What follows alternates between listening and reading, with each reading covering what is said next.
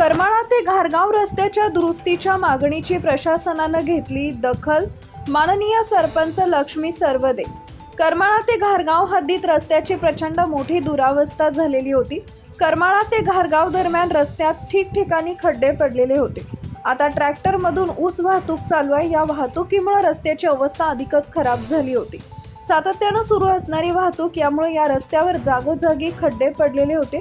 दिवसेंदिवस खड्ड्यांचे आकार आणि खड्ड्यांची संख्या वाढत चाललेली होती. त्यामुळे या मार्गावरून प्रवास करणं त्रासदायक ठरत होतं. सोबतच ऊस वाहतूक करणारी ट्रॅक्टरसारखी वाहनं या मार्गावरून सातत्यानं ये-जा करतात. खड्ड्यामधून ऊस वाहतूक करणारी वाहनं जात असताना ऊसाच्या मोळ्या खाली पडण्याचे प्रकार आणि ऊसाची भरलेली ट्रॉली पलटी होण्याचं प्रमाण वाढलेलं होतं.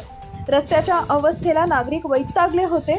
तत्काळ रस्ता दुरुस्ती व्हावी, खड्डे बुजवण्यात यावेत अशी मागणी घारगावच्या माननीय सरपंच लक्ष्मी संजय सरवदे यांनी दैनिक साप्ताहिक वृत्तपत्राच्या माध्यमातून केली.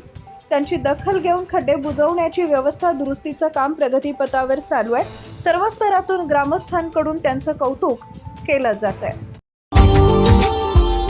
Subscribe now and press the bell icon. Never miss an update.